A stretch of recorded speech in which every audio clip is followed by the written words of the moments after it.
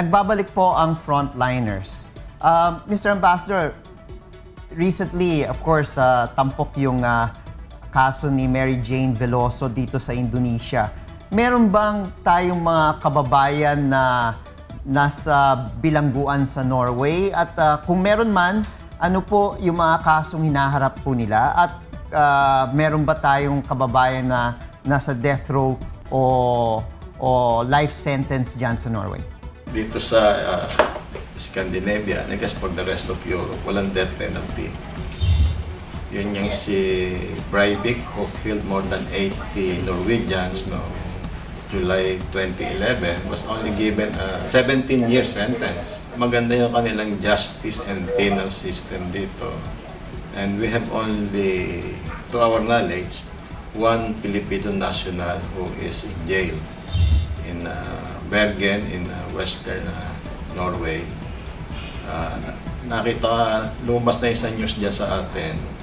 This Filipina, about 30 years old, is accused of killing her husband, her 60-year-old husband.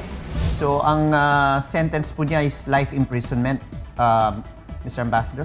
Usually daw, mga siguro 7, 8 to 12 years. Then on good behavior, bababa pa yun. I visited her last month. Inaantay ko lang bumalik yung kanyang lawyer. The lawyer is provided by the Norwegian government to find out what else the embassy can do for her. When I visited her, she was in good spirits. And by the way, inamin na niya na siya pumatay sa asawa niya. Mr. Ambassador, what can we expect para sa future ng pakikipag-ugnayan ng ating bansa with Norway? Relations with Norway have always been good. So we can only aim to make it better.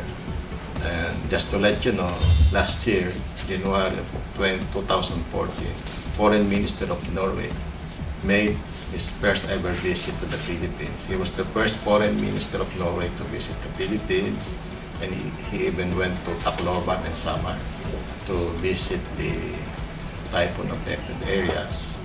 And then this January 2015, the chairman of the Standing Committee on Family and Cultural Affairs also went to the Philippines to see for himself how to further improve Norway-Philippines relations. And for our part, our Secretary of Foreign Affairs, Secretary Albert de Rosario, visited Norway last February, during which we have bilateral consultations with the Foreign Ministry here to review our relations and how we can further improve our relations. Mr. Ambassador, pareho rin po palang kasali ang Norway and the Philippines sa mga as founding members ng China-led Asian Infrastructure Investment Bank. Ano po ang nakikita ninyong impact nito para sa ating bansa? Well, hindi ako ang expert sa area na yan, but I understand that bank was created to provide funds for infrastructure projects in Asia, which is in the trillions of dollars level. So what I see from what I have read is the AAIB will complement the Asian Development Bank. In terms of trade, Mr. Ambassador, ano po ang mga products natin na masabi po natin gustong-gusto ng mga Norwegians mula sa Pilipinas? Well, sa trade figures, ang exports natin to Norway are mostly computer or electronic parts. Merong food products din.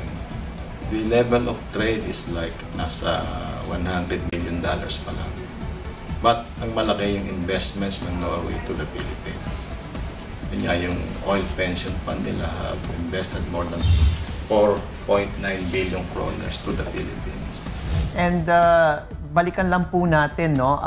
Binanggit nga po ninyo na mayorya ng ating mga kababayan naging seamen and some of them have been captains of Norwegian ships. Wala naman cultural difference o na naging barrier sa relasyon ng mga may-ari ng vapor at sa ating mga seamen. Well, according to the ship owners I have met, ito yung mga pioneer ship owners dito, si Mr. Uglan at si Mr. Fred Olsen, who by the way owns the Timex plant in Cebu. They hired Filipinos because they speak English, they take to the sea, like they live in the water, and third, Filipinos have good aptitude, trainable, easy to get along with. Easy to adapt, no, Mr. Ambassador? Technically, madali raw turuan. Para po sa ating mga kababayan, Mr. Ambassador, na nais pumunta sa Norway, maaari niyo bang silang bigyan ng mensahe or advice on what to do or what to expect kapag sila po ay pumunta dyan sa bansang Norway?